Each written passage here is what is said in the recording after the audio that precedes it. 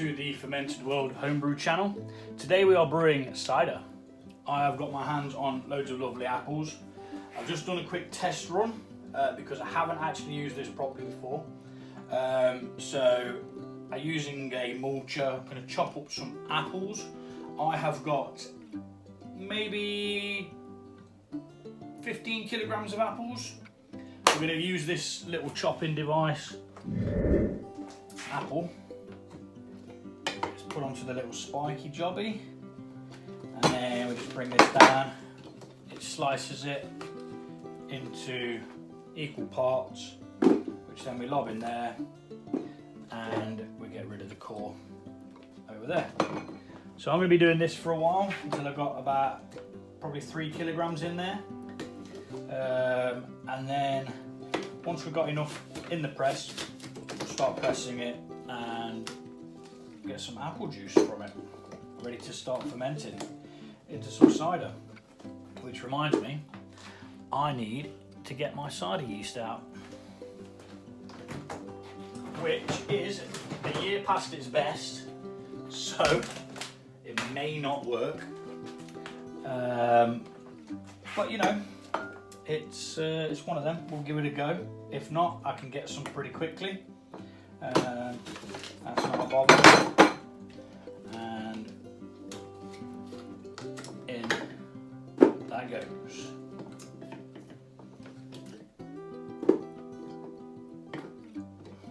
Just like that. It's going to take a little bit of time, so I will speed this bit up.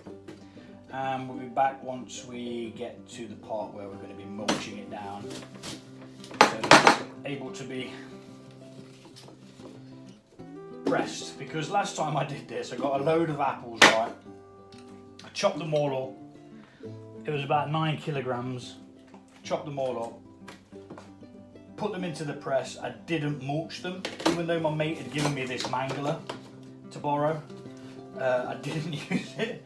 So I was trying to press apples through them just like being in solid form almost.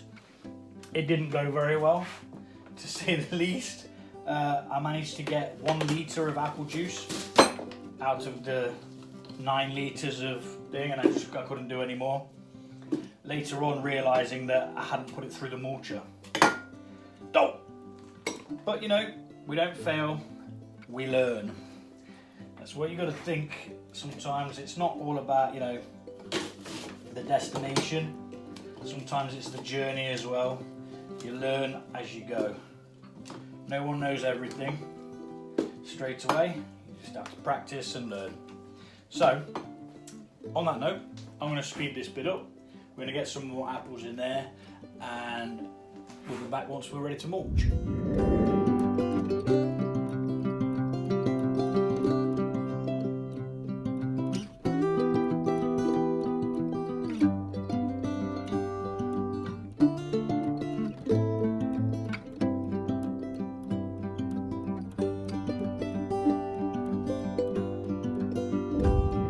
Okay, so we've got 3 kg here this time. The first run I did was just a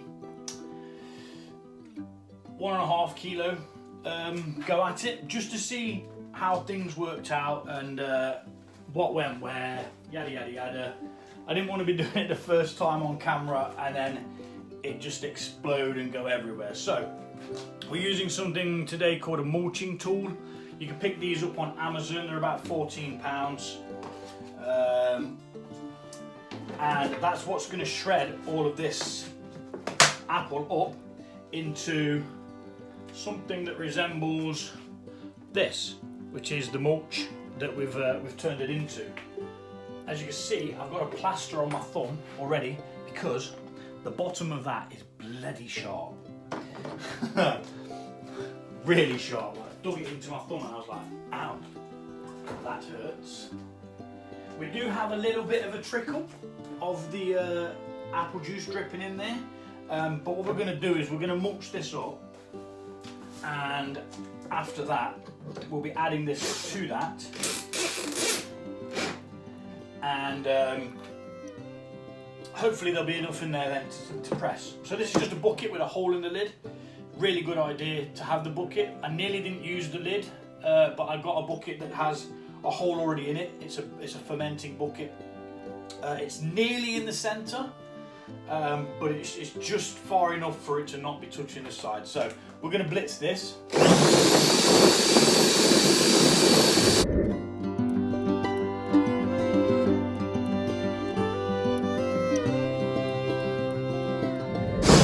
I find moving it to the side a little bit makes it a little bit more accurate on when it's blitzing. Now it's not going to be done yet, but I just wanted to give you a quick glimpse of what we've got. So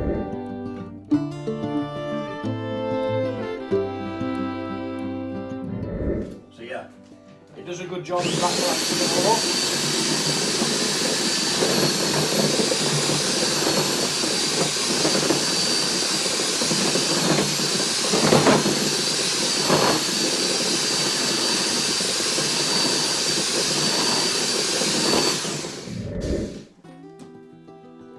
Getting there, there's still some chunky bits, but it's looking a lot better than what it did a second ago, and we'll show you that because we'll just show you how quickly it can be done.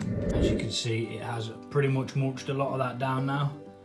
Still a couple of big bits in there, so I'm going to give it a little bit longer, and then we're going to pop this into the press.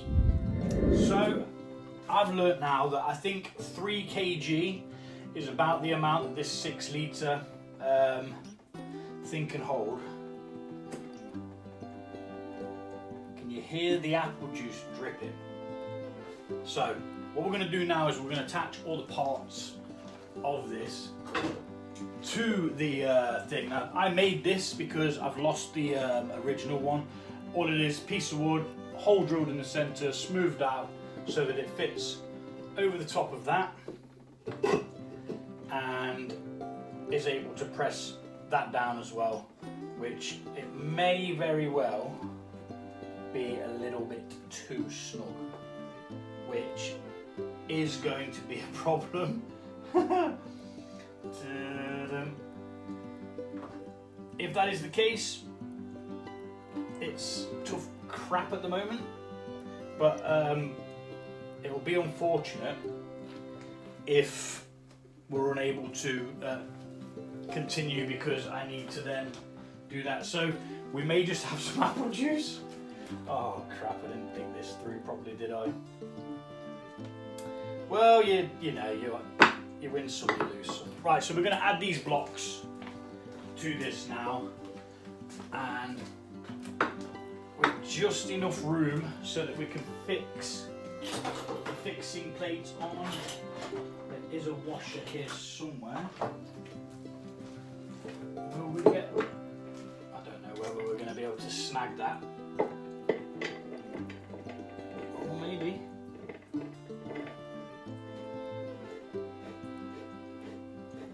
Yes.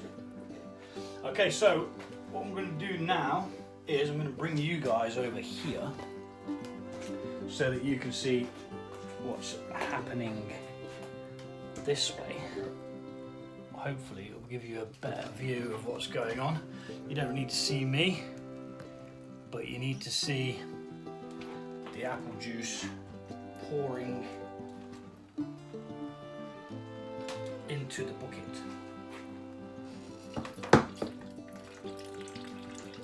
Oh, what a lovely sound. So we get this little plate up here, and we're just gonna tighten this down. And what that's gonna do is it's gonna push all of that mulch down through the bottom and out into the bucket. Now why it keeps doing that little thing where it flaps around a bit, I don't know. Might need something just underneath it to angle it ever so slightly.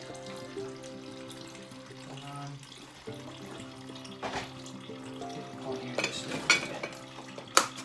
You don't want to angle it too much that it tips over, but we want it to be tipping in there and not dribbling all over the table. Ideally. Why is it dribbling on the table?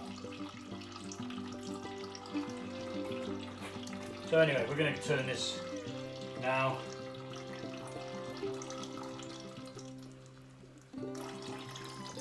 And it will start pushing that apple juice out.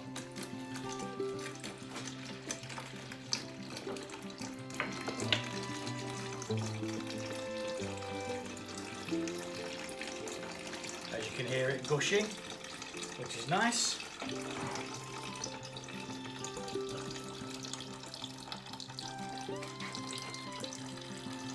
The sound of progress, that is.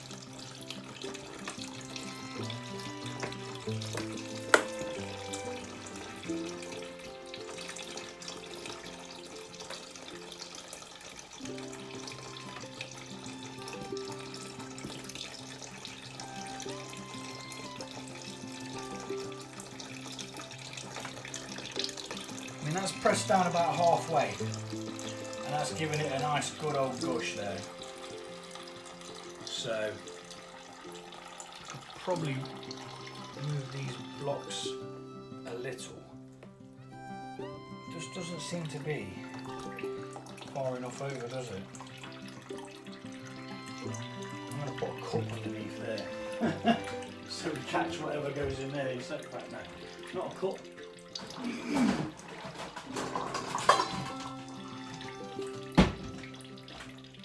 A little pot, so that can catch anything that we don't get naturally. And we wind again a little bit more. And I believe you just keep going until it stops giving you apple juice, and then you reload it. But I did watch somebody who said you kind of leave it for a while, the apple juice will seep out, and then you come back and you give it another couple of turns. So it's a lengthy process, but all in all it seems to work.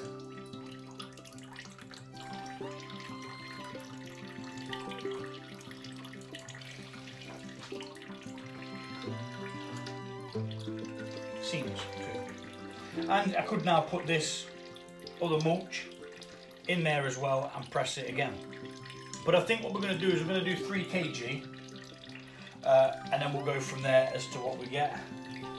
There's no markers on this bucket, so I can't actually tell you how much I'm getting from this or how much is in there. If I had to guess, I'd probably say a litre, maybe a litre, maybe a litre and a half. See if we can press it and get some more. Yeah, it seems we can.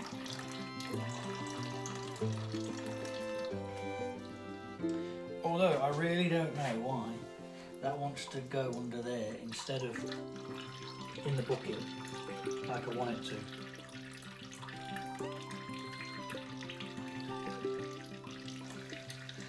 Is the angle incorrect? Help me out, guys. What am I doing wrong?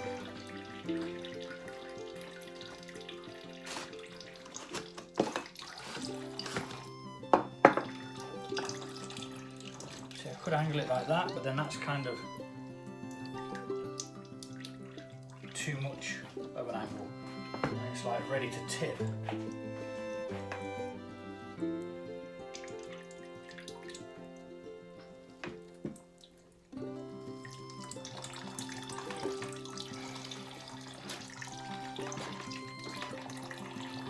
But it does, however, still go under. Why? Why is it doing this? Why is it doing this? It's like you kind of need a table with a bit cut out of it for it to go into your bucket properly. Or maybe the angle of this is slightly off. But anyway, that's what we're doing today. We'll be back later when we have a container full, hopefully, of apple juice. So until then, stay tuned.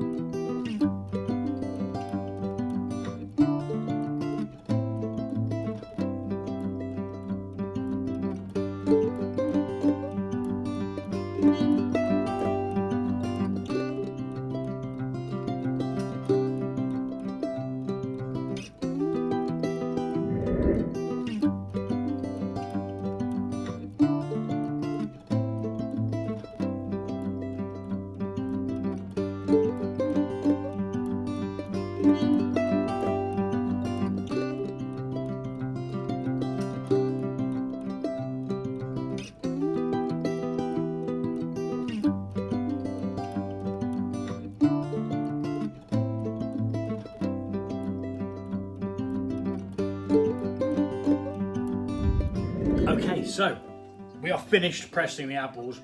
It was a lot of effort. I don't like cider that much to want to do that again. Don't get me wrong, I like the brewing of it and pressing it fresh, but it just seems like a hell of a lot of work for something that I won't readily go for in the fridge. Do you know what I mean? I'd go for a beer or I'd go for some mead. But anyway, that's by the by, that doesn't matter. We're here to show you how to do it.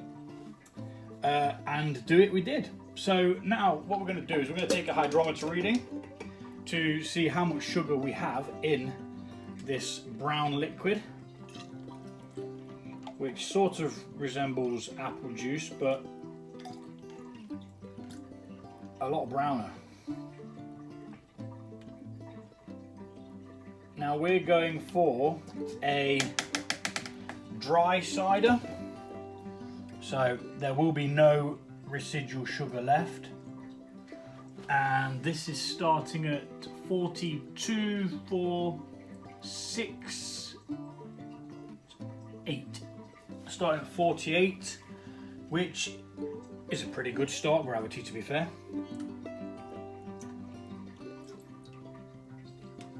Let's have a quick butcher's at what we could expect if it ferments all the way out.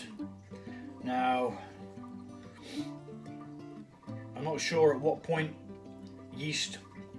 cider yeast stops, but I'm assuming it's going to be about 1.00. If this ferments all the way out, we're going to have 6.3%. It's probably a bit more than what I want, but those apples were obviously packed full of juice. You could dilute it a little bit, but I don't want to, and I'm not going to. So we're going to end up with 6.3 if it ferments all the way out. I need to grab that in a second, but first of all let's pitch some yeast. I don't know whether we need yeast nutrients. I don't know. Has apple juice got nutrients in enough for the yeast? Right, let's read what the instructions say. This yeast can be used for production of commercial ciders and perries. This strain enhances the natural fruit aromas, blah blah blah blah blah. Best results used between 5 and 10 grams of yeast per 25 litres. Well, we've got 2 gallon, which is what? 9 litres. Ferment between 16 and 25 degrees, that's no problem. It's normally about 18. So we'll go for 10 grams for the 25, because we've got loads of it, so there's no point being stingy with it. It may not work. I am going to order some cider yeast online. 10 grams, that's quite a lot of flipping yeast, man. Damn, sugar. 10.6. Did I say 10? Wow, that is a lot of yeast. Maybe it needs more, but that is a bucket load of yeast. Look at it. Damn. But anyway, it's going in. Let's see what it can do. It's a year out of date, so let's have a go anyway. There's a fruit fly in here thinking, what on earth is going on? I could smell apples everywhere. Yep, and it's going to be too late for you by the time you get over here, because we're going to mix this in. Get some oxygen in there as well. There is some rather large clumps in there which I try to sieve out most of it, but for the most part it won't matter, it'll be fine.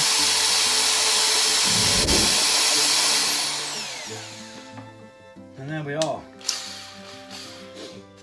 Our cider is good to go, hopefully, if the yeast decides to take part. It should, ideally, be okay. I've used yeast that's passed it before. It is only a best before, it's not an actual specific use by date. Ideally you should use it before then, but in the grand scheme of things I don't think it matters all that much.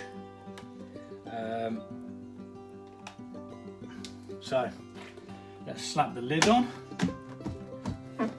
like so, get our airlock. Should have put it on beforehand, and that is where we're at. So current temperature is 18 degrees as predicted, and we shall be back. I'd probably give it about 2 weeks, or until I stop seeing any movement in the airlock. Then I'll open it up, see where it's at, see what we're going to do with it. I'm not bothered if it's not carbonated, because I like a dry cider and I like a flat cider. If it gets to the point where I'm thinking, meh, we'll just bottle it, hopefully it'll bottle and it'll have some residual sugars there that it's going to naturally carbonate with. Or we may even add a little bit of sugar at the end just to carbonate it. It all depends on what we get, really. And yeah, we'll go from there. A little taste test of the apple juice, just to see how good it is. There's a little bit left in the press, so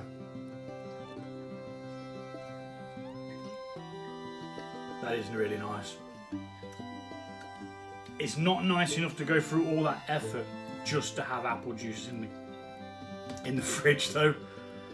I mean, it's crisp, it's clear, it's pure, it's just 100% unadulterated apple juice.